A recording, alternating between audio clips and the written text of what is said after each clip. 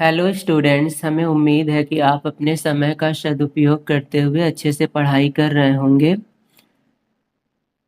आज की क्लास में हम कूलाम के नियम के बारे में डिस्कस करने वाले हैं।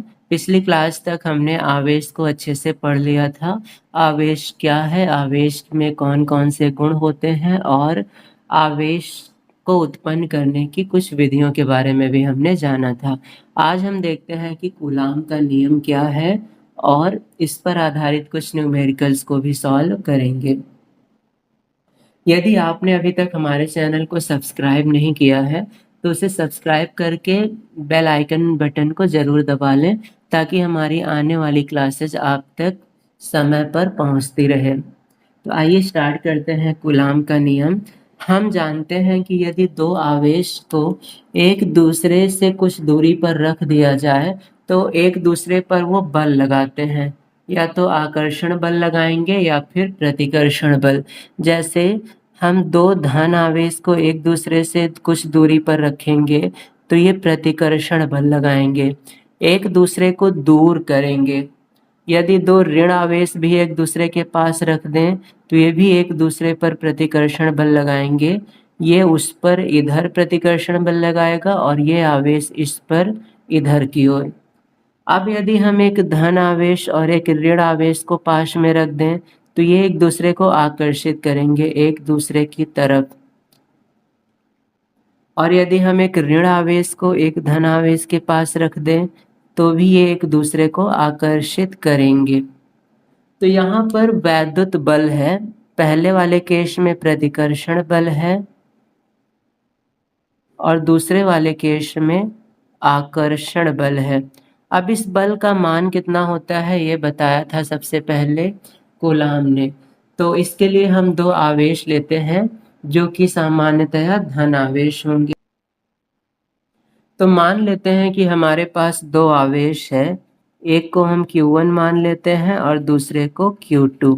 ये आवेश एक दूसरे से इतनी दूरी पर रखे हैं कि बिल्कुल बिंदु की तरह प्रतीत होंगे। जैसे अगर हम एक स्टेशन पर खड़े हो जाएं तो स्टेशन काफ़ी बड़ा रहता है, लेकिन दो स्टेशन, एक इलाहाबाद का और एक लखनऊ का, दोनों को हम ऊपर जाके दूर से देखें एक साथ तो दोनों बहुत छोटे दिखाई देंगे क्योंकि इनके बीच की दूरी पर्याप्त है। तो ये दोनों आवेश बिंदु आवेश हैं। कहने का तात्पर्य इनके बीच की पर्याप्त दूरी होगी, इतनी दूरी होगी कि ये बिंदु के समान प्रतीत होंगे। तो यदि दो वस्तुओं के बीच पर्याप्त दूरी हो तो बहुत छोटे दिखाई देते हैं। वही कॉन्सेप्ट यहाँ पर भी है। तो दो आवेश हैं Q1 Q2, इनके बीच की दूरी है R। अब हम बल की बात करते हैं। हमने माना है कि दोनों आवेश धन आवेश हैं। Q1 इस पर बल लगाएगा इधर और Q2 बल लगाएगा इधर। Q1 के बल की दिशा बाहर की ओर है Q2 पर और Q2 के बल की दिशा Q1 पर बाहर की ओर। अब बल का नाम कैसे लिखते हैं ये भी देखते हैं। बल को हम लिखेंगे F। ये बल 1 पर लगा है तो यहाँ पर 1 लगाएंगे, और आवेश 2 ने लगाया है तो 2। आवेश 1 पर 2 के द्वारा लगाया गया बल F12 कहलाएगा, और ये वाला बल कहलाएगा 2-1 क्योंकि आवेश 2 पर लगा है 1 के द्वारा। तो इस तरीके से हम बल का नाम लिखेंगे और दोनों बल समान ही होंगे परंतु इनकी दिशा अलग है, एक इधर है और दूसरी इधर है। दिशा विपरीत होने के कारण दोनों F12 बराबर होगा F21 के, परंतु माइनस चिन्ह के साथ। परिमाण में बराबर है परंतु दिशा में विपरीत है, इसलिए हमने माइनस लगाया है। इस माइनस का मतलब दोनों बल जुड़कर 0 हो जाएंगे। तो अगर हम यहाँ पर F12 plus F21 find out करें तो ये हो जाएगा 0। सदिश के लिए हमें तीर लगाना पड़ता है तो हम तीर लगा देंगे। अब मान लेते हैं कि थोड़ी देर के लिए दोनों बल का मान F है। तो अब ये जो बल F है ये समानुपाती होता है आवेशों के गुणनफल के। Q1 और Q2 के गुणनफल के समानुपाती होगा। तो यहाँ पर हम लिखेंगे Q1 इंटू Q2 के समानुपाती होगा F, और ये जो F है ये व्युत्क्रमानुपाती होगा।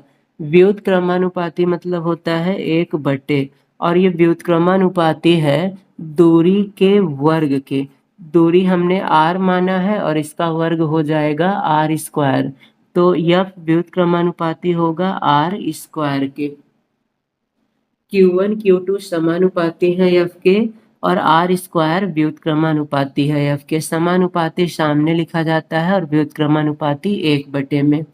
अब इन दोनों को हम मिला देंगे तो ये हो जाएगा f समानुपाती Q1 Q2 और r स्क्वायर को लिखेंगे बटे में।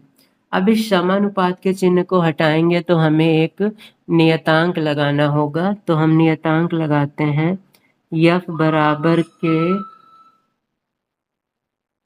Q1 Q2 बटे r स्क्वायर। तो ये है कूलाम के नियम का सूत्र, जहाँ k एक समानुपाती नियतांक है। यहाँ k है समानुपातिक, इसे स्मॉल लेटर में लिखेंगे, ध्यान दें k एक समानुपाती नियतांक है।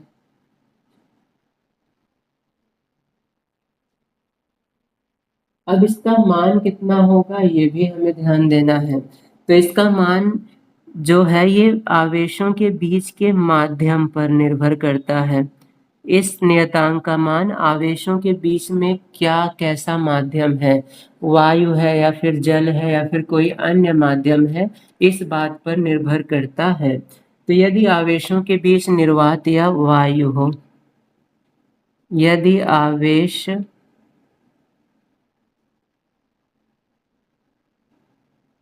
निर्वात या वायु में हो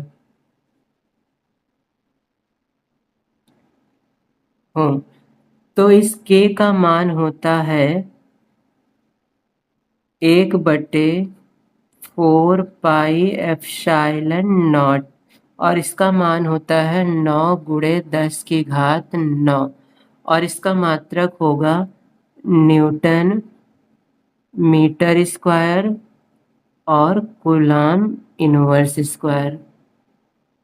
तो यदि आवेशों के बीच में हवा या निर्वात हो तो k का मान हम यूज करेंगे 1/4πε0। इसका मान होता है 9 × 10⁹। अब यदि आवेशों के बीच निर्वात ना हो के कोई अन्य माध्यम हो तब हम इसका मान लिखेंगे, यदि आवेश के बीच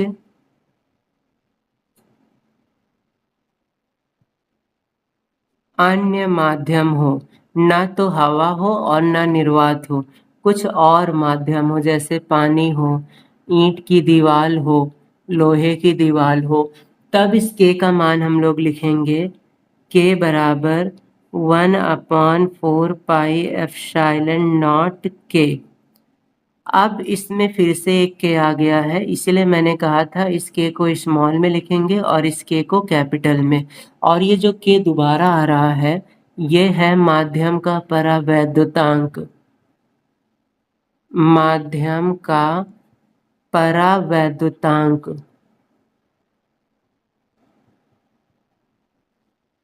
इसका मान भी माध्यम पर निर्भर करता है, मान माध्यम पर निर्भर होता है। और साथ ही साथ इसका मान होता कितना है ये भी ध्यान देंगे। तो यहाँ पर देखते हैं k का मान, k का मान वायु या निर्वात के लिए 1 होता है,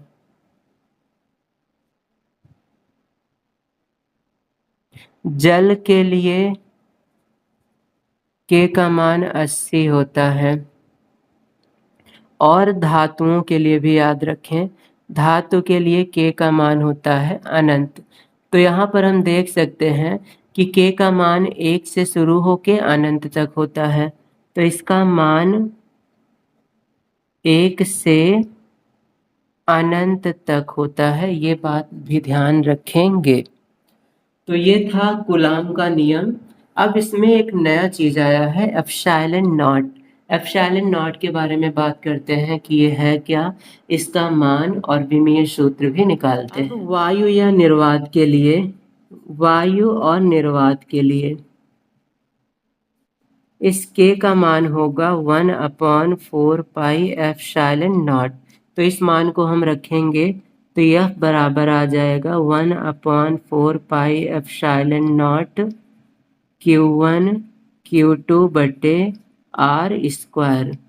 अब यहाँ पर एप्सिलॉन नॉट क्या है इसकी बात करते हैं। तो यहाँ पर एप्सिलॉन नॉट है निर्वात की विद्युतशीलता।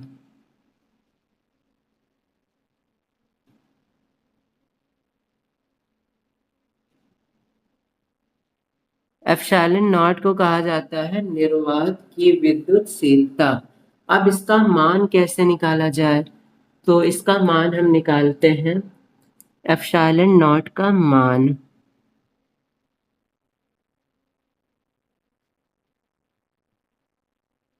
हमें पता है कि 1/4 पाई एप्सिलॉन नॉट इसका मान होता है 9 गुणे 10 की घात 9। कूलाम ने प्रयोग के द्वारा बताया था। तो इसे हम लिखेंगे 9 गुणे 10 की घात 9। हमें यहाँ से एप्सिलॉन नॉट का मान चाहिए तो यहाँ पर हम लगा देते हैं बटे में 1 और दोनों को पलट देंगे। तो ये हो जाएगा 4 पाई एप्सिलॉन नॉट, ये ऊपर आ जाएगा और ये नीचे चला जाएगा। तो ये हो जाएगा 1/9 गुणे 10 की घात 9। अब यहाँ से 4 पाई को हम ट्रांसफ़र कर देंगे दूसरी साइड। तो एप्सिलॉन नॉट बराबर हमें मिलेगा 1/4 पाई इंटू 9 इंटू 10 की पावर 9। अब इस 4 पाई का मान हम रख के सॉल्व करेंगे तो एप्सिलॉन नॉट बराबर हमें आया है 1/4 पाई का मान 3.14 और साथ में 9 और 10 की घात 9। अब इसे हल करते हैं। पहले हम 4 का गुणा कर देते हैं 3.14 से। 3 चौक 12, 2 हासिल 1, 3 एकम 3, 1 4 और 3 तिरिक 9। अब इसमें हम 9 से गुणा करेंगे। इस 10 की घात 9 को हम ऊपर भेज देते हैं तो ये हो जाएगा 10 की घात -9। तो ऊपर हमारे पास है 1 गुणे 10 की घात -9 और बटे में गुणा करते हैं इन दोनों का। 9 दूनी 18, 8 हासिल 1, 9 चौक 36, 1 37, 7 हासिल 3, 9 9 81, 3 84। अब हमें मिल रहा है 1/84.78 और साथ में 10 की घात -9। अब हमें 1 से 84.78 को भाग करना है। यहाँ से हम दशमलव हटाएंगे, ऊपर 0 लगा देंगे, 2 हो जाएगा 100/84 और साथ में 10 की घात -9। अब इनका भाग हम कर लेते हैं। इनका भाग करने पर जो आंसर आएगा वो आएगा 0.00885 गुणे 10 की घात -9। अब हम इस दशमलव को यहाँ से यहाँ शिफ्ट करेंगे तो 0.3 अंक आगे जाएगा तो ये घात 3 और छोटी हो जाएगी। तो ये हो जाएगा 8.85 और ये घात -9 में -3 करेंगे तो -12 और ये है एप्सिलॉन नॉट। एप्सिलॉन नॉट का मान आया 8.85 गुणे 10 की घात -12। अब इसका मात्रक क्या होगा? तो हमें पता है F बराबर 1/4 pi epsilon not Q1 Q2 बटे R स्क्वायर। यहाँ से हम एप्सिलॉन नॉट को इधर ले आएंगे और F को उधर ले जाएंगे। तो ये एप्सिलॉन नॉट बराबर हो जाएगा 1/4 पाई और इधर हो जाएगा Q1 Q2 बटे F R स्क्वायर। अब इसका तो मात्रक होता नहीं है। Q1 Q2 बटे F R स्क्वायर का मात्रक हम लिखेंगे तो Q1 Q2 आवेश है तो आवेश गुणे आवेश हो जाएगा कूलाम स्क्वायर, बटे में न्यूटन है तो ये न्यूटन की घात -1 और दूरी का स्क्वायर, दूरी का मात्रक मीटर स्क्वायर, तो ये हो जाएगा मीटर के घात -2। हम माइनस लगा रहे हैं क्योंकि ये जब ऊपर आएगा तो माइनस में हो जाएगा। तो ये था एप्सिलॉन नॉट का मान। अब हम निकालते हैं एप्सिलॉन नॉट की विमीय सूत्र क्या होगा। तो उसके पहले वीडियो को पॉज करके इसे अच्छे से नोट कर लें। एप्सिलॉन नॉट का विमीय सूत्र, हमें कूलाम का नियम यूज करना है। F बराबर 1/4 pi epsilon not Q1 Q2 बटे R स्क्वायर। यहाँ से एप्सिलॉन नॉट को हम इधर लेकर आएंगे और F को लेकर जाएंगे उस साइड, तो ये हो जाएगा एप्सिलॉन नॉट बराबर 1/4 पाई और इधर Q1 Q2 बटे F R स्क्वायर। अब हम जानते हैं कि नियतांक विमाहीन होता है तो इसकी कोई विमा नहीं होगी और इन सब की विमा हम लिखेंगे। तो हम लिखते हैं एप्सिलॉन नॉट बराबर Q1 Q2 आवेश है और आवेश की विमा होती है AT। फिर से आवेश है तो इसकी विमा होगी AT बटे में बल, बल की विमा होती है MLT-2 और दूरी का स्क्वायर, इसकी विमा हो जाएगी L2। अब इसे हम सॉल्व कर लेंगे और ये हमारा होगा विमीय सूत्र। तो यहाँ से हम लिखेंगे एप्सिलॉन नॉट बराबर, इस यम को ऊपर लेके आएंगे तो हो जाएगा यम की घात -1, नीचे यल की घात 1 और ये 2, 2 और 1 मिलके 3 हो जाएगा और 3 को ऊपर ले आएंगे तो हो जाएगा यल की घात -3।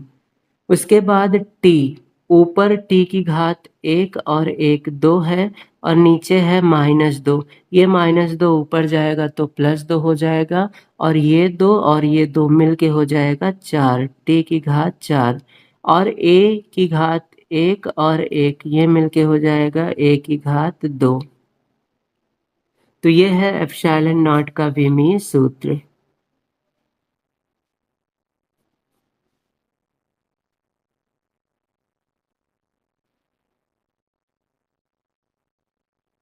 अब हम बात करते हैं कूलाम के नियम के सदिश रूप के बारे में। कूलाम के नियम का सदिश रूप क्या होता है? तो हमारी अगली हेडिंग होगी कूलाम के नियम का सदिश रूप। कूलाम का जो नियम है वो है F बराबर K Q1 Q2 बटे R स्क्वायर। अब इसमें आवेश जो है वो है अदिश राशि, ये दूरी भी है अदिश राशि, परंतु बल एक सदिश राशि है। तो इसे हमें सदिश रूप में परिवर्तित करने के लिए इस दूरी को परिवर्तित करना होगा विस्थापन सदिश में। दूरी को हम विस्थापन सदिश में बदल देंगे तो ये हमारा सदिश रूप कहलाएगा। तो इसके लिए हम एक निर्देशांक या कार्तीय तल बनाते हैं और इसमें हम दो आवेश ले लेते हैं, एक आवेश Q1 और दूसरा आवेश Q2। ये है आवेश Q1 और ये है आवेश Q2। इनके बीच की दूरी जो हमने मानी है वो R ही रहेगी। अब हम मानते हैं कि आवेश Q1 की मूल बिंदु से विस्थापन, Q1 का मूल बिंदु से विस्थापन है सदिश R1 और Q2 का मूल बिंदु से विस्थापन है सदिश R2। Q1 का मूल बिंदु से विस्थापन R1 और Q2 का मूल बिंदु से विस्थापन R2। Q2 पर जो बल लगेगा वो लगेगा F21, 2 पर 1 के कारण, और 1 पर जो बल लगेगा वो होगा F12, 1 पर 2 के कारण। तो जिस आवेश पर बल लगता है पहले उसका नंबर, बाद में दूर वाले का नंबर जो बल लगा रहा है। तो यहाँ पर हम देख रहे हैं कि जब हम बल F12 की बात करेंगे तो हमारा सदिश होगा विस्थापन सदिश Q2 से Q1 की ओर है, और जब बल F21 की बात हम करेंगे तो विस्थापन सदिश Q1 से Q2 की ओर होगा। तो हम दोनों बलों के लिए निकालेंगे विस्थापन सदिश। तो हम सबसे पहले निकालते हैं F12 के लिए विस्थापन सदिश।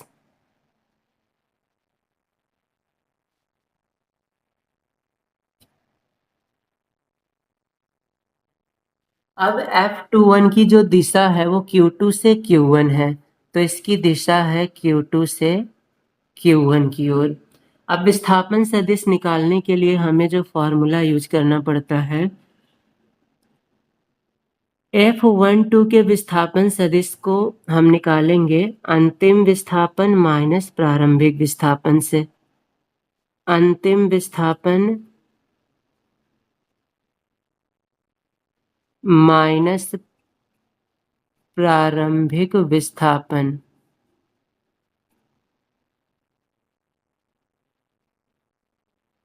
अब हम चलेंगे Q2 से Q1 की ओर, तो Q2 हमारा प्रारंभिक विस्थापन होगा और Q1 होगा अंतिम विस्थापन।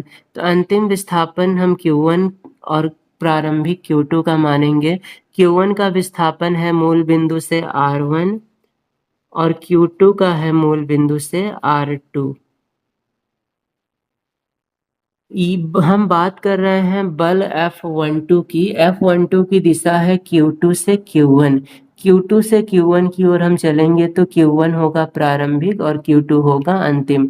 अंतिम सदिश है R1 और प्रारंभिक है R2, तो ये हो जाएगा R1 माइनस R2। इसी को शॉर्ट में लिख दिया जाता है सदिश R12। सदिश R1 माइनस R2 को हम लिख देते हैं R12। अब हम बल F12 का सदिश रूप लिखते हैं, तो हम लिखते हैं बल F12 का सदिश रूप।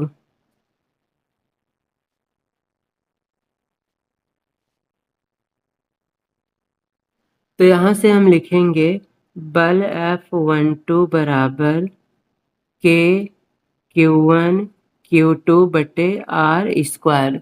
अब इस बल का जो सदिश विस्थापन हमने निकाला है, विस्थापन सदिश, वो आया है R12।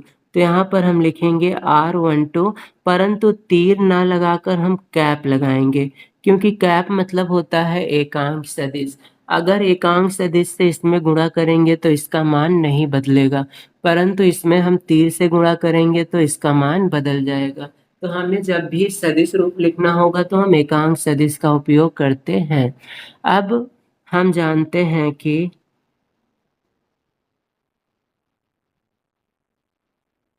we know that एकांक जो सदिश होता है ये सदिश R12 और इसके परिमाण का अनुपात होता है।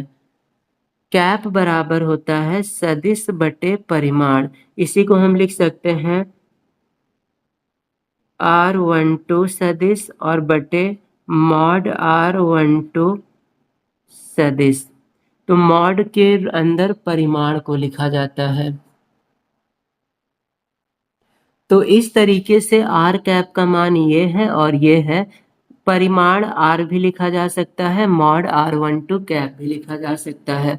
अब इस मान को हम इसके अंदर लिखेंगे तो हमें मिलेगा यहाँ से F12 बराबर K Q1 Q2 बटे, यहाँ पर R12 कैप के स्थान पे हम लिखेंगे R12 सदिश और बटे में R, और यहाँ पर है R स्क्वायर। इस कैप के स्थान पे हमने लिख दिया सदिश R12 और बटे में R परिमाण। अब ये R12 रहेगा, परंतु ये R और ये R मिलके हो जाएगा R की घात 3। तो यहाँ से सदिश F12 बराबर आएगा K Q1 Q2 बटे R क्यूब और ये R12 सदिश।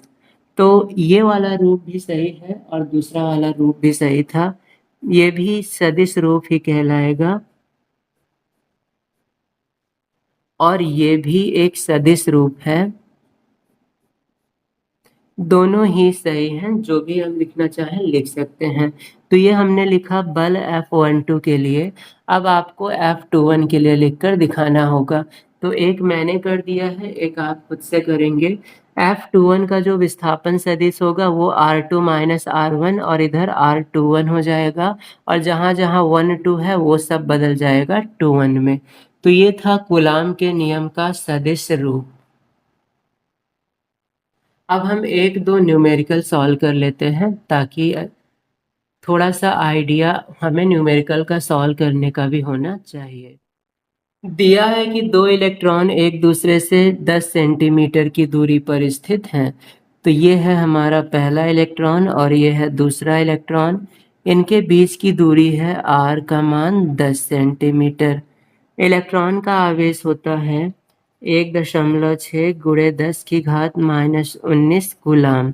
हमें इनके बीच बल का मान बताना है और यह भी निर्वात में है। अगर निर्वात में रहें तो निर्वात के बल के मान को हम F0 से दिखा रहे हैं और इसका फॉर्मूला होगा 1/4 pi epsilon not Q1 Q2 बटे R स्क्वायर। इसका मान होता है 9 गुणे 10 की घात 9। तो इसे हम लिखेंगे 9 गुणे 10 की घात 9। Q1 का मान 1.6 गुणे 10 की घात माइनस 19। Q2 का मान 1.6 गुणे 10 की घात माइनस 19 और साथ में इनके बीच की दूरी r है 10 सेंटीमीटर। इसे मीटर में बदल लेंगे तो ये हो जाएगा 10/100 मीटर, और ये हो जाएगा 1/10 मीटर, और ये हो जाएगा 10 की घात माइनस 1 मीटर। तो r का मान हम लिखेंगे 10 की घात माइनस 1 और इसकी घात 2। अब हम इसे सॉल्व करते हैं। 9 1.6 का गुणा हो जाएगा 1.44, और ये 10 की घात 9 माइनस 19 जुड़ के हो जाएगा -38, और ये बटे में है 10 की घात -2। अब इस -2 को हम ऊपर लेके जाएंगे तो ये हो, इन दोनों का गुणा कर लेते हैं। 9 चौक 36, 6 हासिल 3, 9 चौक 36, 3 39, 9 हासिल 3, 9 एकम 9, 3 12, और 2 अंक पर दशमलव, तो ये हो गया 12.96। इस -2 को ऊपर लेके जाएंगे तो 10 की घात 9, 10 की घात 2 और 10 की घात -38। इधर आया है 12.96, और 9 और 2 जुड़ जाएगा 11 हो जाएगा, +11 और ये -38। 38 में 11 माइनस होगा तो ये हो जाएगा 10 की घात -27।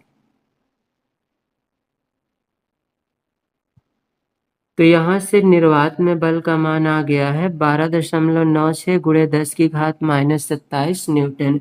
दशमलव को एक अंक आगे भी ला सकते हैं तो ये F0 बराबर हो जाएगा 1.296 गुणे 10 की घात। दशमलव को जब हम बाईं ओर लेकर जाते हैं, इधर लेकर जाते हैं, तो घात बढ़ती है। -27 को एक बढ़ाएंगे तो ये हो जाएगा -26, और ये न्यूटन। तो इस तरह से F0 का मान आ गया है हमें। अब इन्हीं आवेशों को अगर हम जल में रख दें तो इनका मान कितना होगा ये हमें बताना है। तो ये हमने निकाला था निर्वात में। अब हम निकालते हैं जल में। जल में बल को हम Fw से दिखा देते हैं, और इसका मान होगा 1/4 पाई एप्सिलॉन नॉट K और Q1 Q2 बटे R स्क्वायर। तो अन्य माध्यम के लिए परावैद्युतांक K जरूर लिखा जाएगा। अब इसे सॉल्व करेंगे कैसे ये ध्यान दें। इस K को हम बाहर निकाल लेंगे तो ये होगा 1/4 pi epsilon not Q1 Q2 बटे R स्क्वायर, और ये K हो गया बाहर, बटे में है तो 1/K बाहर हो जाएगा। अब इस पूरे को हमने अभी अभी सॉल्व किया है और इसका मान आया है 1.296 गुणे 10 की घात -26। और ये बटे में के। जल के लिए के बराबर होता है 80, जल में के का मान 80 होगा, तो यहाँ पर हम बटे में 80 लिखेंगे। अब इनका हमें भाग कर देना है। 80 से 1.296 को हम भाग करेंगे, तो ये हो जाएगा 1.296 भागे 80 और आंसर आएगा 0.0162। 0.0162 गुणे 10 की घात -26 न्यूटन। 80 से भाग करने पर इतना मान आया, ये जल में मान है। अब दशमलव को हम एक अंक के बाद लगा देते हैं, तो ये हो जाएगा 1.62 गुणे 10 की घात। अब घात को हम दाहिनी ओर ले जा रहे हैं, इधर ले जा रहे हैं, तो घात घटेगी और 2 अंक आगे ले गए हैं तो घात में 2 घटाएंगे, -26 में 2 घटाएंगे तो -28 हो जाएगा। और इस तरीके से ये हो गया FW। तो जल में मान हम इस तरह से निकाल सकते हैं और वायु में मान इस तरीके से निकालेंगे।